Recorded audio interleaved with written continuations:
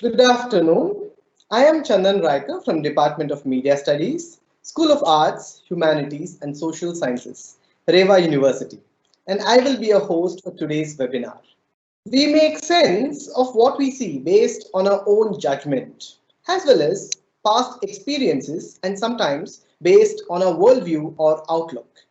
An image or text and the way it is presented can be biased and influence the viewer to take a particular stance on a matter. These visuals and information themselves can conjure or sway our thinking in a particular direction. Therefore, as an established Department of Media Studies in South Asia, we are conducting a knowledge webinars on various topics related to media literacy. The Reva Knowledge Webinar Series invites prominent academicians and scholars from around the globe to deliver their knowledge for the betterment of our society. Today, we are privileged to have Professor Dr. Srinivas Melkote to deliver his lecture on the role and place of communication in development, implication from the field. Dr. Srinivas Melkote has been a teacher in the field of media production and studies, journalism and mass communication for more than 3 decades. He has taught at universities in India, US and Jamaica and is currently a full professor in media production and studies in the School of Media and Communication Studies. Professor Melkote has researched and published extensively on a range of issues ranging from the role of communication in directed social change, participatory communication, diffusion of innovations, international communication, health communication, communication strategies for HIV/AIDS prevention, mass communication theory, quantitative research methods, media effects, and communication pedagogy. His book, Communication for Development, Theory and Practice for Empowerment and Social Justice, co-authored with Dr. Leslie Steeves, is a core text for courses on media and communication in directed social change in colleges around the world. Professor Melkote's current interests are examining the role of media and communication in achieving social justice. His work in social change communication examines the roles of globalization, economics, politics, and hegemonic discourse in sustaining and widening the inequality gaps between people in societies around the world. Dr. Melkote is also active in examining the role of media in acculturation, body dissatisfaction, and health-related issues. Professor, it is an honor to have you with us today on this virtual platform. The session is all yours. Okay, very good. Thank you. Thank you very much for that wonderful introduction. I'm very thankful for giving me this opportunity to you today on a topic that is very dear and has been my since my entire say my academic career. I fell in love with the development communication when I was a student at Bangalore University way back. I don't think you need to know how far back. But, like when the dinosaurs were roaming, no, I'm just joking. It was 1977, and I was in the first batch of Bangalore University's MS program in communication, the first batch in India. Today it's available all in every institution, and I'm so good to see that. But back in my times, we didn't have programs like this all over the place. Anyway, thank you so much. And without wasting any more time, I will get started. And the topic is role and place of development communication in directed change, implications for the field. And in the introduction today, he pretty much, described what my perspective is going to be. It's going to be critical. It's going to be constructive. And most important of all, it is going to be looking at some very important issues that are plaguing us today around the world. So the logical place to start would be, what is development? Everybody talks of development, but unless we have a good grasp of this term, it's going to be meaningless. So at a very generic level, I would say that development is improving the living conditions of people in a society. What does that mean? Access to resources that are essential for your development and growth. Resources to nourish your body, resources to nourish your health, resources to nourish your mind, like education, access to education, and other kinds of resources, like a free society, a democratic society where there is freedom of speech. These are the examples of resources we all need to develop to our full potential and capacity.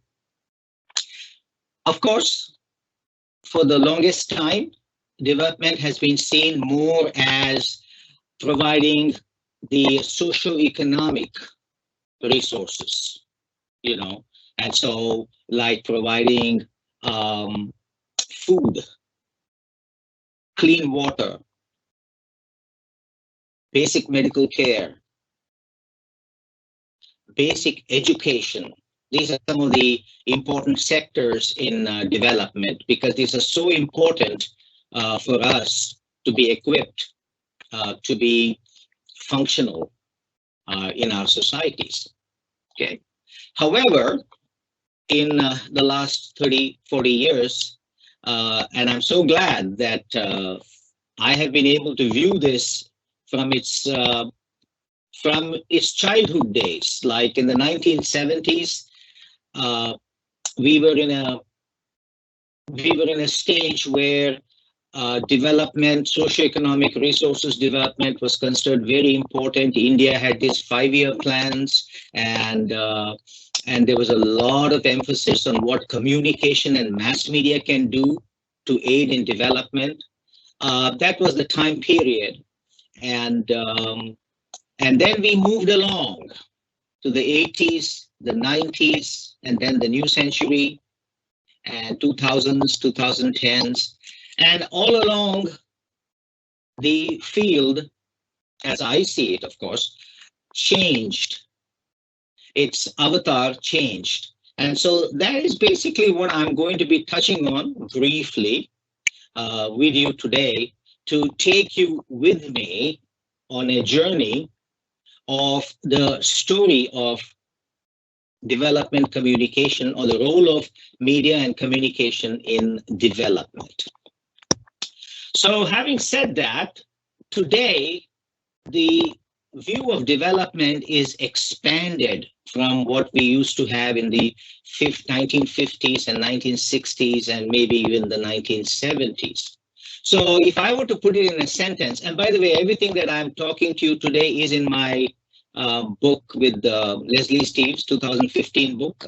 Professor Majunatha should certainly be able to help you find that book, 2015 edition. And what is that? What's the expanded view of development? To increase the capacity and the capability of people and communities to live meaningful and expressive lives. Now, notice how the description of development has expanded, increasing the capacity and capability of people and communities. Okay, so we need resources like socioeconomic resources, education, healthcare, food, but also to live a meaningful and expressive lives. Now that is very interesting if you look at it. It is not just enough for us to have enough calories per day, and have a good shelter above our heads, have clothes to wear, get education, get health. That is important, but that's not enough. We are not like buffaloes. You know, what do they do? Oh, by the way, I love buffaloes, but I'm just using as an example. What do the buffaloes do? They start eating the grass, and then they sit in some place, and then they start chewing the grass again all day. That's all they're doing. Then they go back to eat more grass. But we are not like that. Having all the resources, getting all the education, and having good health, we as human beings want to live a meaningful, productive, and expressive life. So you see, there that is where the expansion comes. And I will expand on that for you as I go into my lecture. In the early days, from the 1950s to about the end of the 1970s, this field of development, as we, academicians see it, was governed by a dominant model or a dominant paradigm. And this paradigm ruled development theory and activities. Sometimes it's also referred to as the modernization paradigm. This was very, very important phase. It's still important, though it's not the only phase. And what was this modernization approach all about? It was concerned primarily with economic growth. So in those days, things like GNP, per capita income, and other economic indicators were some of the main indicators that, measured development. It was concerned with economic growth. Besides that, the communication was used to influence people through radio, through newspapers. I'm not using television as an example deliberately because much of India did not have television till the mid 1980s. Actually, till early 1990s. But radio, folk media, print media, these were important sources of information.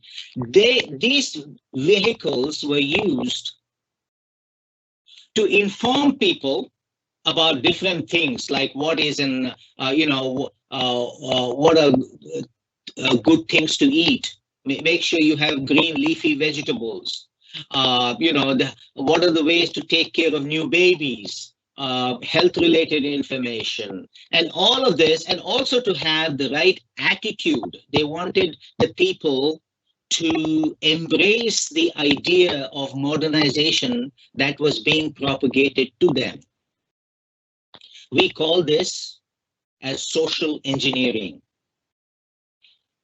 tinkering with people's minds, attitudes, and making them amenable to a certain point of view, a certain model, social engineering. So this social engineering was going on in most developing countries. And people were being told that modernization is good, factories are good, more production is good, etc., etc., etc. And that you should have in India, no more than 2 children, and that is good for you, that's good for the country. And if you had more than 2 children, then you were, regarded as a negative person. You still have all these old attitudes, you're not modern enough. So you get the idea of what I'm trying to tell you here. Soon what happened was this whole development idea became a meta discourse.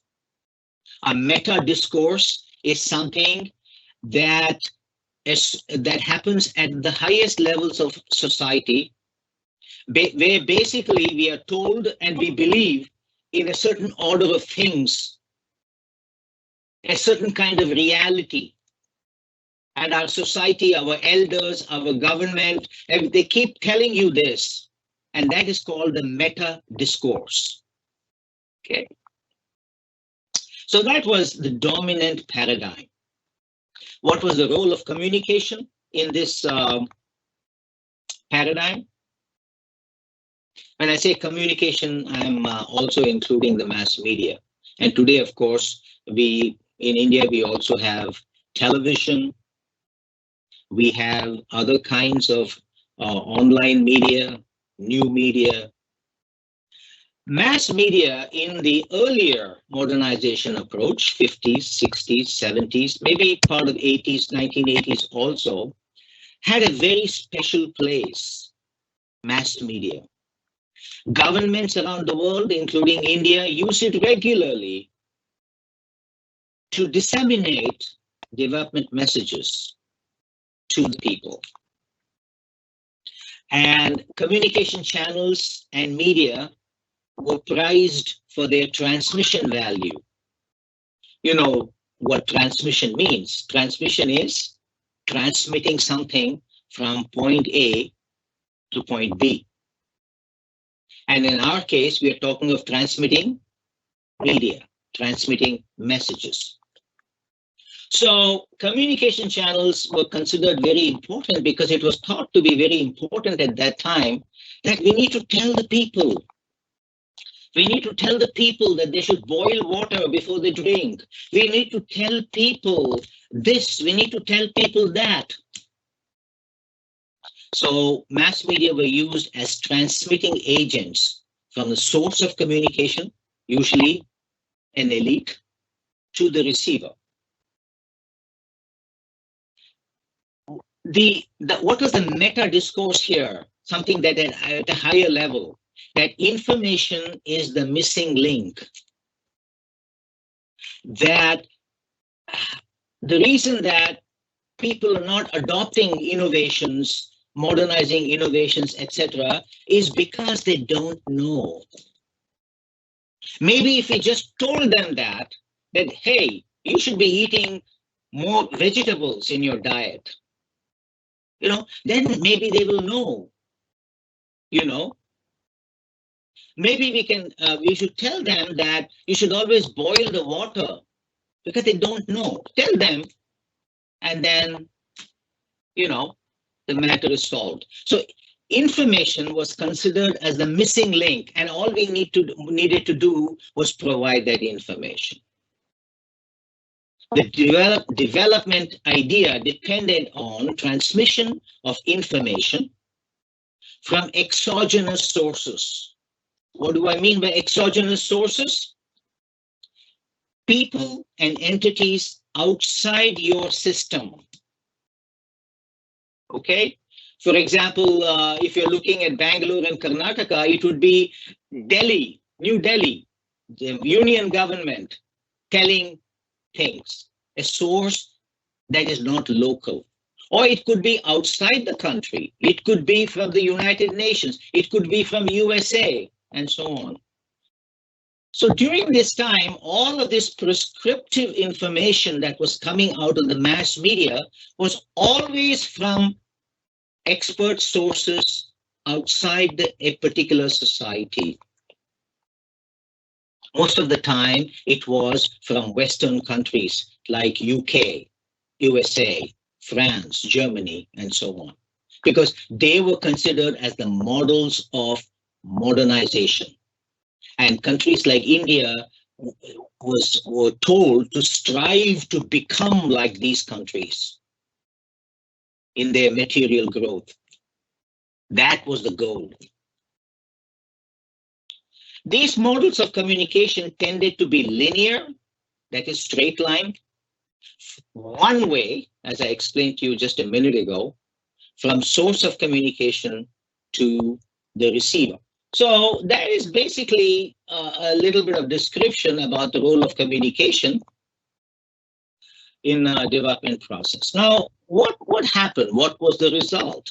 So by the time we got to the late 1980s and early 1990s,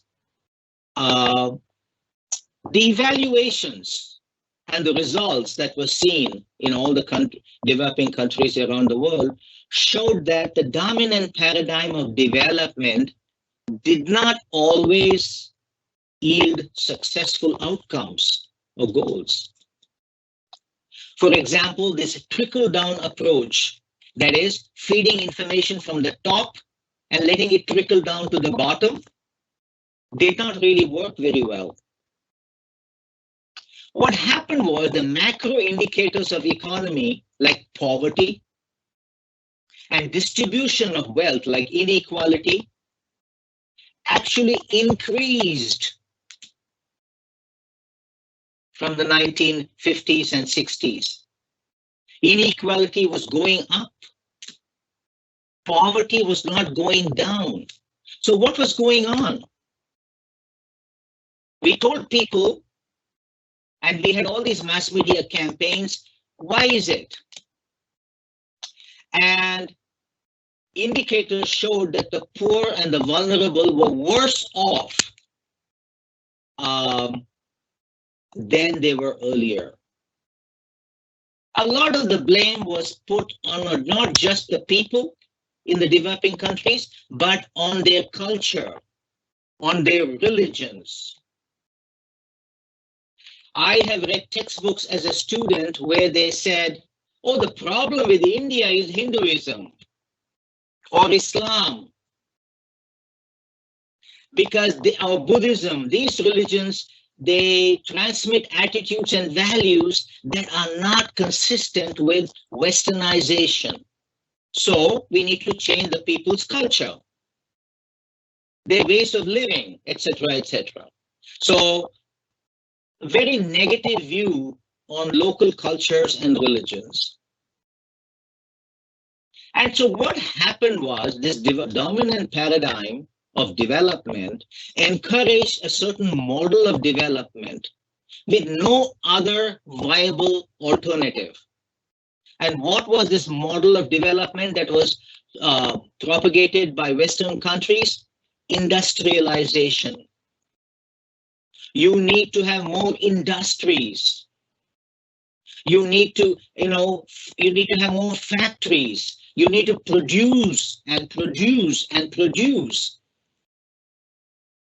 We need a growth-oriented society because indicators were higher GNP, gross national product.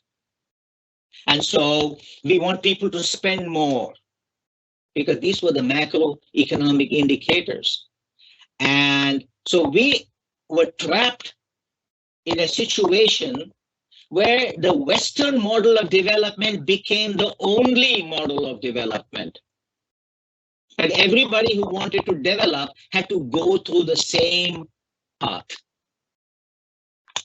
Now let's continue with our criticism of the role of media and communication in this process.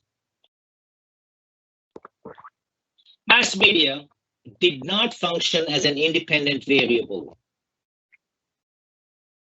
I'm sure in your methodology classes, your professor will talk about independent variables and dependent variables. Mass media was considered as one of the sole factors to bring about change in people's information, attitudes, development, etc.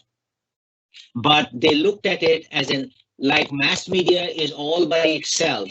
Actually, mass media is not an independent variable because mass media is owned by who? It's owned usually by the government or it's owned by private entities. And, they have their own economic interests. And so the social variables, the environmental variables were not considered. And they put all the blame on individuals. Development is not happening because people are superstitious, because people, most of the problems were related to the people themselves and their culture or their lifestyle. What was missing in this approach, and that is the very interesting thing, is that the overall social, structural, political atmosphere, context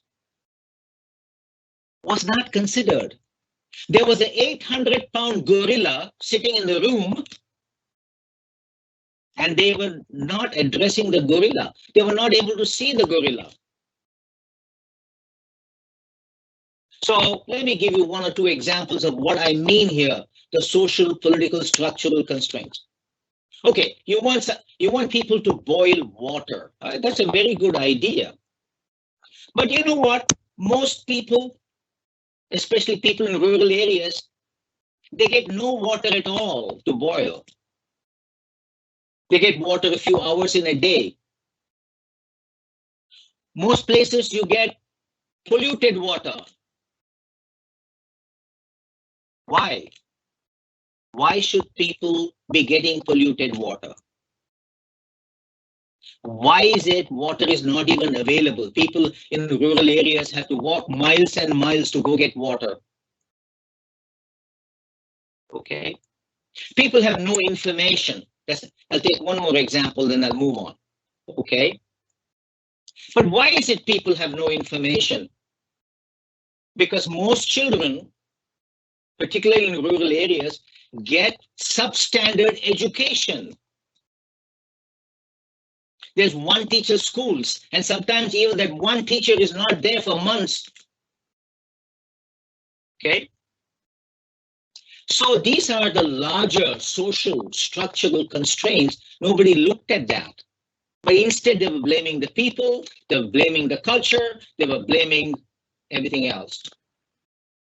So what happened was development, the problems of development cannot be solved just by throwing communication at people or messages at people.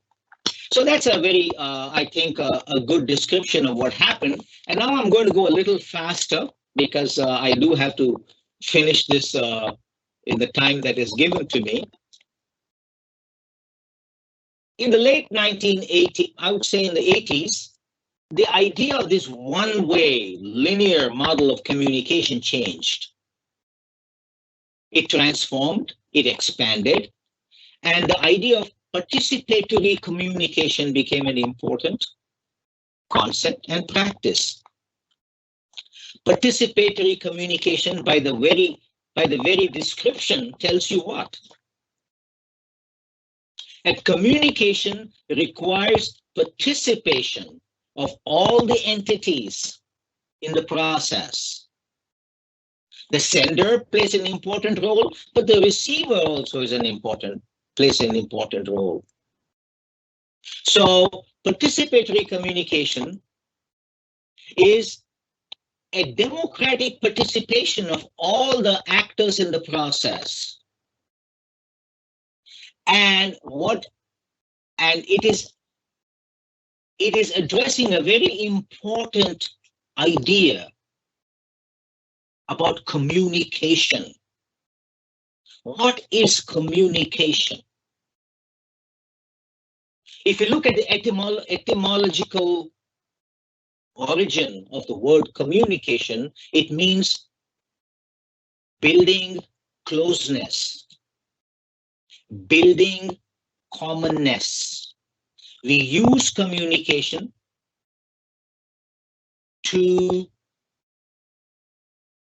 for mutual understanding. I talk to you, you talk to me, you get to know a little bit about me, I get to know a little bit about you.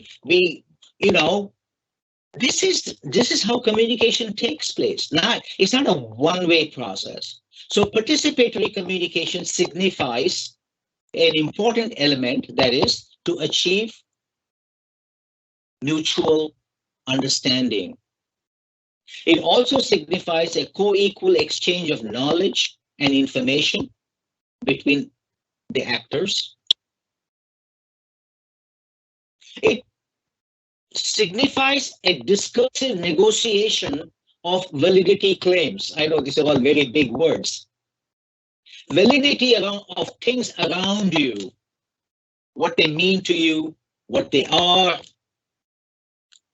This should not be left only to the experts and to the political leaders. Everybody has a right, to discuss about the validity of something, and participatory communication opens it up.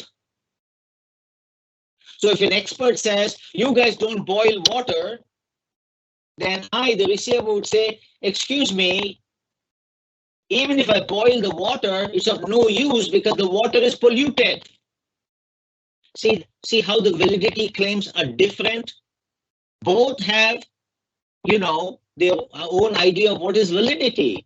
Participatory communication brings all of this out. It's a non-linear process of communication, which is how communication process should be. So,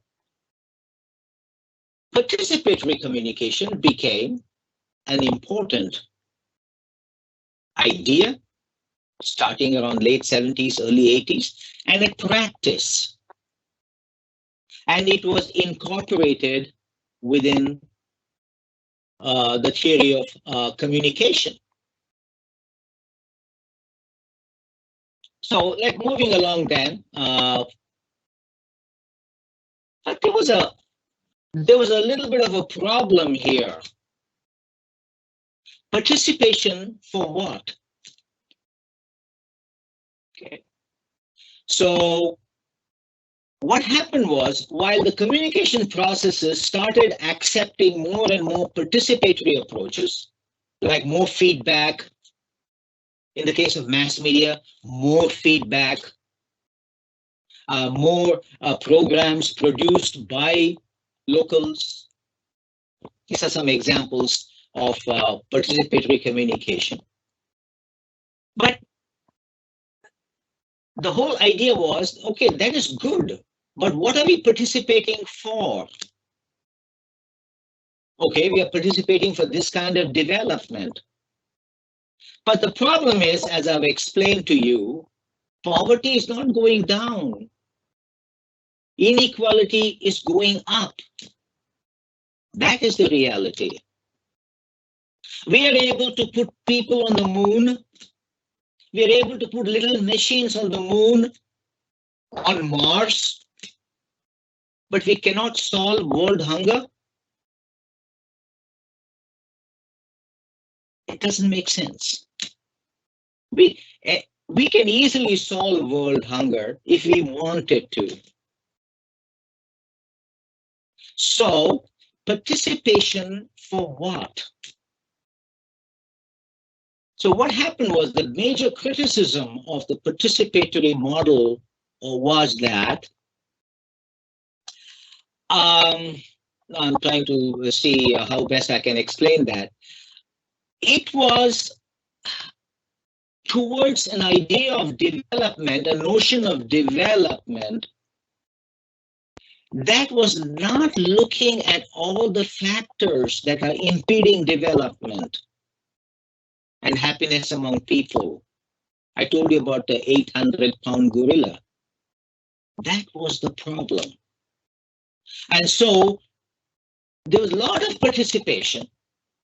However, the goal of participation was flawed, not looking at all the social, structural, societal challenges and constraints.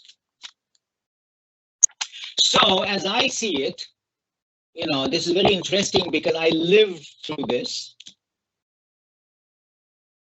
The first edition of my book came out in 1991. At that time, participatory paradigm had come in, and it was quite important. And if you look at that first, edition, you'll see a lot of that. But by the time I came to the second edition with Professor Leslie Steeves, and that was 2001, the field had changed, or rather expanded. A new idea had crept in, a very important idea had crept in. And that was called, for lack of a better word, empowerment. Empowerment. Very interesting. It came to us from other fields such as community organization, critical education. So many of these other fields, political economy, they gave us a lot of these good notions, which we started to incorporate within our field. Let's talk a little bit about empowerment. The premise of empowerment is real development is not possible unless we address the lack of economic and social power that individuals and communities have. Power. How much power do people have to change their circumstances? And so another focus of empowerment was we need to address the inadequate access to appropriate or sustainable opportunities for a large number of individuals around the world. Inadequate access. Does everybody have adequate access to good education? Adequate access to good health care? Adequate access to reasonably good jobs that provide a living wage? These are some examples. Unfortunately, this kind of access is extremely unequal and sustainable over time. So a large number of people still lack these resources. We have to address this. Why is it? Why is it happening decade after decade after decade? If we want to discuss the issue of unequal development, we must address issues of unequal power among the people. So empowerment was a very important idea. Its focus was on unequal development, and what led was a deconstruction of the dominant framework, which yielded the empowerment model. So what is empowerment? Empowerment is linked to increasing the power of people, providing them access, providing them with all what they need to play the role of an active agent in society. And by the way, power is a very, very complex term, and it can be defined at many different levels, at the community level, at the individual level, at the organization level. Okay. So to summarize very quickly and move on to the next and the last idea in my talk today, to summarize then is participatory communication is good, but it must be participation to bring about a certain type of change. Need to address unequal development and use participatory communication to unravel what is the problem or problems. And also, as I was telling you earlier in my talk, what is the role of communication to bring people together, to bring entities together? And so we need to, besides the transmission value of communication, of using it to move messages, we also need to harvest its organizational value of bringing different constituencies together, putting our heads together, brainstorming. Also, that media and communication in development should more and more start tackling issues of empowerment, enact laws, do things that provide more agency to people. If more people in the society are educated, we will have more active agents, right? If most of the kids, the children get enough food, enough calories. By the way, India, and India is not the only country. There are many other countries in the world where children, particularly poor children in rural areas, are not getting enough calories. Their growth is stunted physically, mentally. It should not be. So empowerment basically then is we should start looking. So if people have better health, they'll be more productive workers. If people don't have good health, they will not be productive. So you get the idea, and open up channels of feedback for people to interact. If you do, then people get an opportunity to talk back, to tell what's going on. That increase, all of this increases people's power, or what we call as people's agency. And most important of all, and I'm going to get into it now, is social action. And I would like to underline the word action. It's good to sit here and talk and talk and talk until we all get blue in the face. But at some point, we have to convert our talk into walk, into action, right? So, let's I'm looking at the clock here, and so I want to go a little faster here. So the whole idea of empowerment, participatory communication for empowerment, became very important.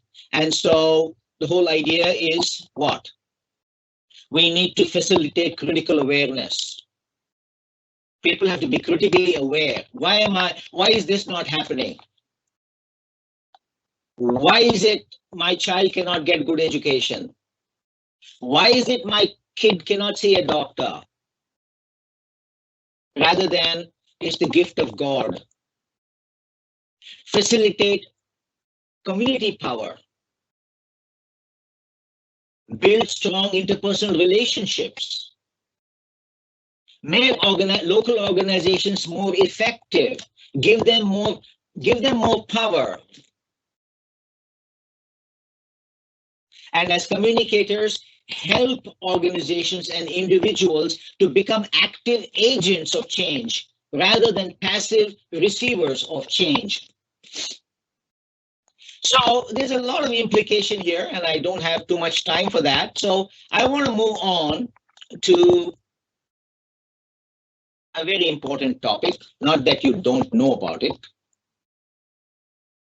At the dawn of the 21st century, the neoliberal paradigm of directed change has influenced a certain government, a certain policy all over the world, including China, dominated by global market-based and supply-side economic theories. And unfortunately, this has erected challenges for progressive change.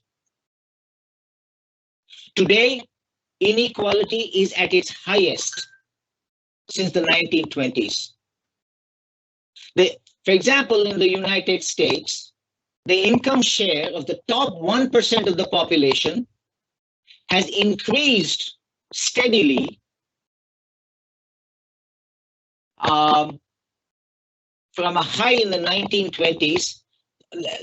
Okay, no, I'm going into too much. So I'm sorry. I stop and I'm going to start all over again. So today, the top 1% of the population in most countries, and I'm going to use United States as an example, has a share of the income that is disproportionately high. They, earn as much as the top 1% earn as much as 60% of the country, whereas the bottom 80% earn nothing. And it has only been going up.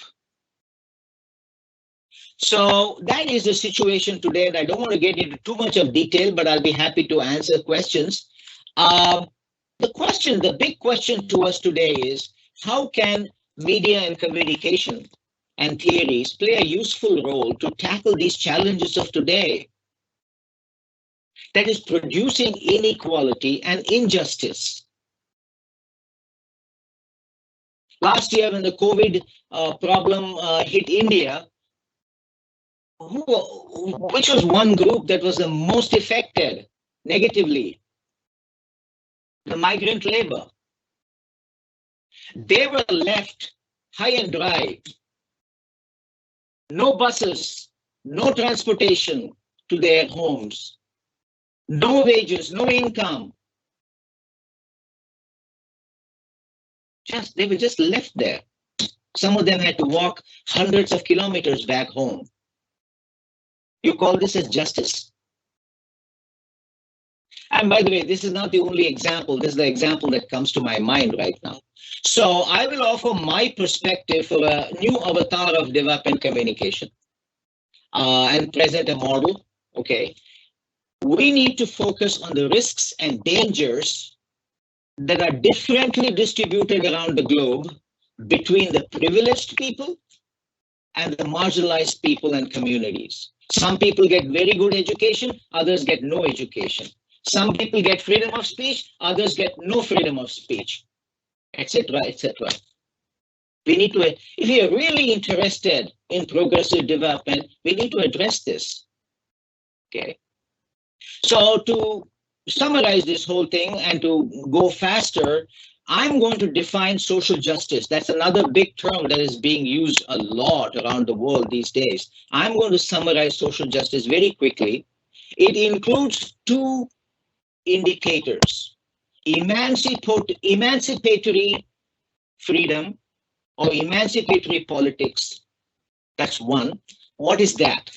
That is the same old idea of development, that people need to have adequate access to resources that is useful for them to grow and prosper. And we have talked about this the whole time. That is emancipatory politics. And we must make sure that every citizen, everybody has a right to that. That's the role of media and communication. But then as I started the topic today, just having these resources is not good enough. As human beings, we have the potential, we have the human brain, massive supercomputer right here. And as human beings, we should strive to live in societies where all of us can enjoy our lives in meaningful ways, whatever is meaningful to you, whatever is, makes you good, makes you happy. As long as you're not breaking the law, as long as you're not being violent, I'm not including all of those. So every person, excuse me, should have the right to increase his or her capacity and capability to live a meaningful life. That is the politics of 21st century today. There are campaigns, where gay people are saying, we have the right to lead our lives. Don't make our practice illegal. We have the right to get married, even though we are gay people. I'm just giving you one example. There are hundreds and hundreds of examples. So I want to live a meaningful life.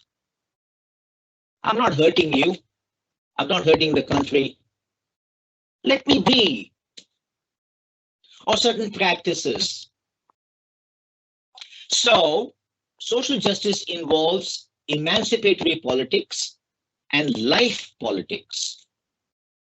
And so to conclude, the role of media and communication to bring about social justice today is social action. Communication should be, and media should be used more and more and more for a sustained and a contestatory action with governments, with other entities, for crafting futures and seeking social justice. It requires radical engagement that goes beyond rational analysis and discussions to social and political action for social justice in development. What are some examples that I can give you? DivCom or development communication should take up or expand communicative actions for social and political action, such as advocacy communication,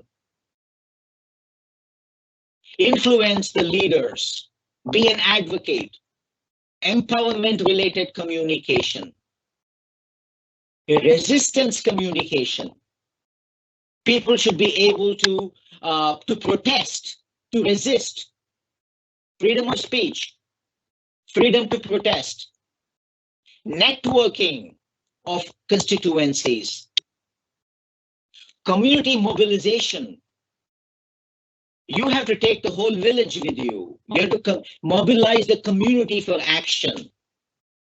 Media mobilization. Use the mass media that we have to tackle important issues in the country rather than always preaching conspicuous consumption. Oh, this is the best mall, go and shop there. Oh, this is the latest fast food, let's go and eat there. You know, look at all the ads that come out.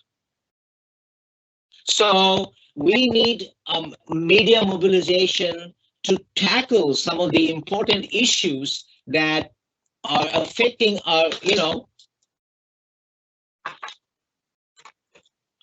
I'm sorry, my computer fell down, and let me adjust that for you.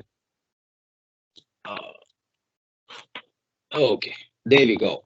So basically then, what we need today to make a difference, to make the role of media and communication critical, is we need a vibrant democratic public sphere. What do I mean by that? We need real participation of citizens in the country's problems. We need more access to participate in the direction of our communities, our country. It's a vibrant democratic public sphere. We need active public discussion and debate in the mass media, in the community, in our colleges about what's going on today. We need empowered communities and civil society groups. We need new voices, new actors, new places, local places to have a more important role. We need democratic participation. We need people to improve their social capital, more education, more information, more participation, social capital. And finally, when you point a finger at somebody, 3 fingers are pointing back at you, right? We want all of us to be engaged with the process of change in our communities and in our country. We need engaged citizenship. Citizenship is not going every few years and casting a ballot. Citizenship is playing an active role in the direction of your community, of your country, and making sure that what you want for your country or community to be is the path that is being taken. And if it is not, you need to get engaged.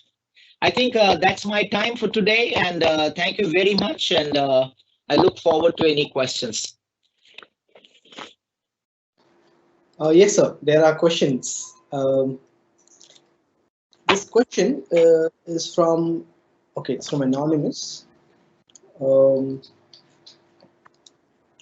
What are the changes needed to current paradigms of development, considering the digital revolution? Considering digital communication? Yeah, I have given you probably most of the information. So I have already told you that we need to be critically engaged. We're all getting good education, so we can put our mind in. This is not some rocket science. Why is it 40% of children in rural India go to bed hungry? We can put a head to this. We can solve this. If we can send a little, spaceship all the way to the moon or very close to the moon, we can solve hunger. So I don't want to repeat everything I said, but digital communication is part of the repertoire, is part of the inventory, right? Digital communication is no different from print communication or audio communication related to using that communication medium for development. So digital communication today, in fact, compared to my days, there is so much of scope. When I was growing up in India, there was no outlet for a young person to take up any avocation in communication other than advertising and public relations, actually advertising, because radio was owned by the government, TV was non-existent or owned by the government. But look at it today.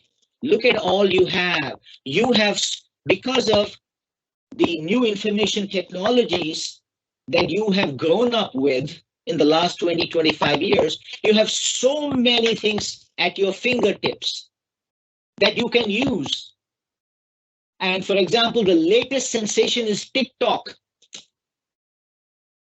TikTok is being used for creating jokes, but TikTok can also be used for critical communication. And producing videos, using online media for your visual communication. There's a lot of scope to do a lot of work to be an engaged citizen. So next question, as you have mentioned rightly, the economic gap widens between the rich and poor. What is the remedy for that? Well, the remedy is you got to figure out why. I mean, everything, as you know, has a cause to it or causes to it. So we need to find out. And as I have been talking to you today, what are the models being used by the government, by your leaders? What's wrong with it? Why is inequality going up? I can explain to you, but I'll need another hour to do that, and I don't think you're going to give me one more hour. I did mention very briefly to you in my talk about the neoliberal model of development. Professor Manjunatha and others can talk to the students about what is this neoliberal model. This is governing all countries, including USA and India and even China, where resources are available more and more and more for people and organizations at the top.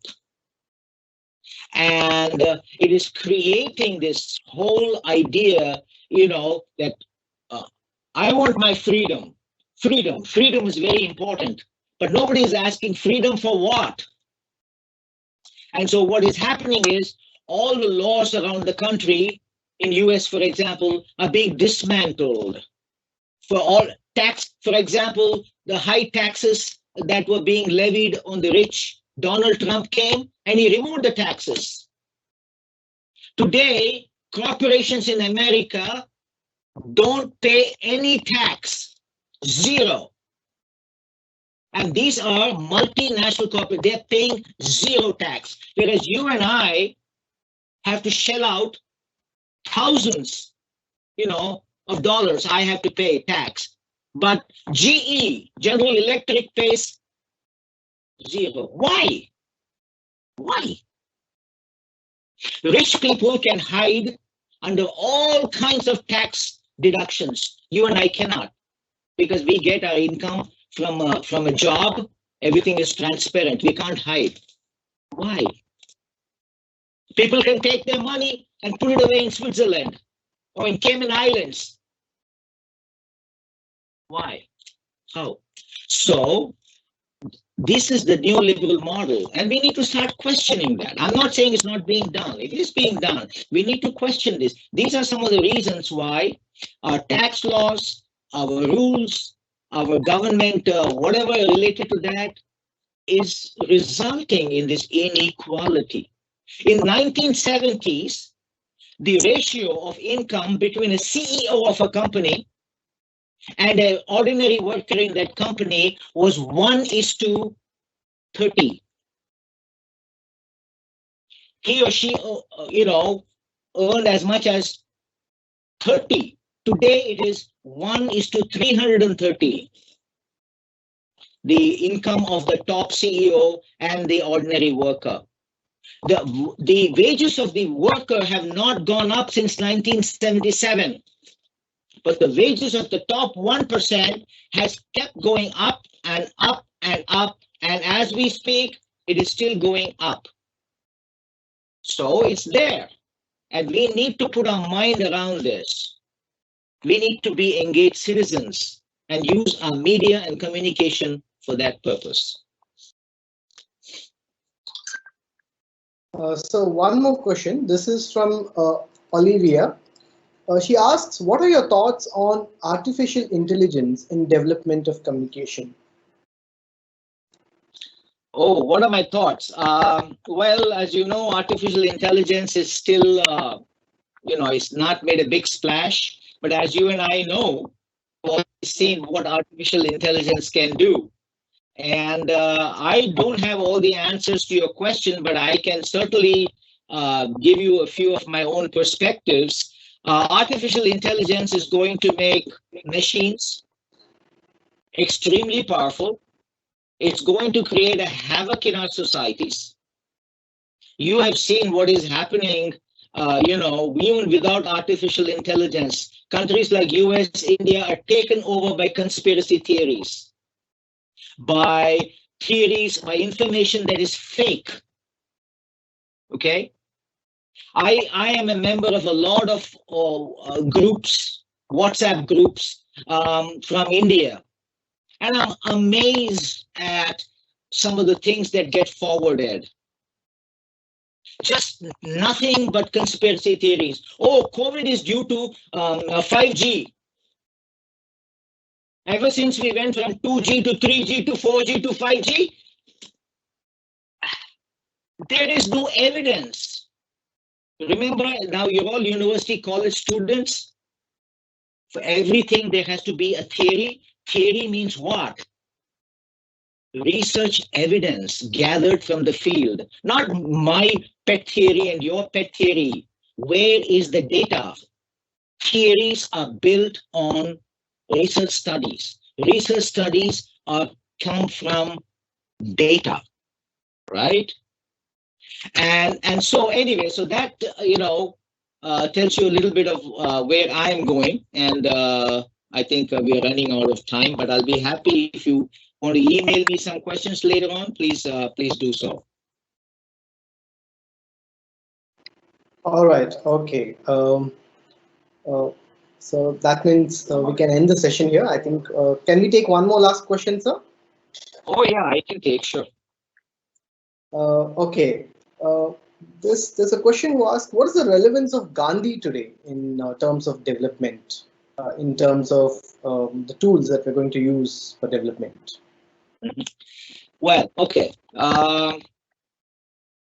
One thing you have to understand is, and this is something very organic about all of us. We are all organic.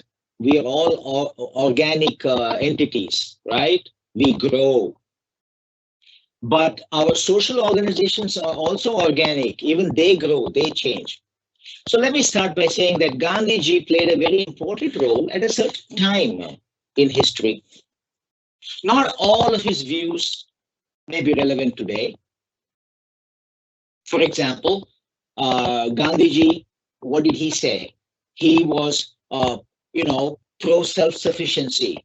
Don't use any products that come from outside your society. Weave your own cloth, etc., etc. That model cannot be used today because we are in a global society. I am talking to you in Bengaluru. I'm in Bowling Green. But we're talking and we're having a chat today as if we are next to each other, right?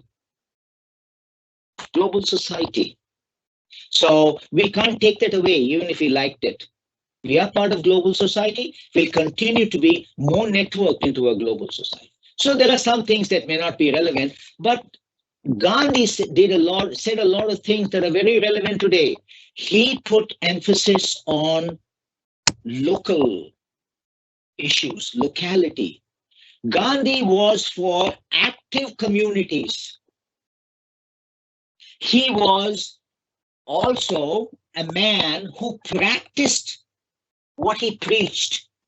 He not only did the talk, he walked the talk. What I called in my speech today as social and political action. If Gandhi found that something was going on that he believed was not right, what would he do? He would take action. He would go in, he would walk through the villages. And during the salt satyagraha, you know, he would get his own weaving machine and weave his own cloth. He would live a certain kind of life to coincide with his views. He was a man of action. And that is what I'm calling today as we need to be active agents of change.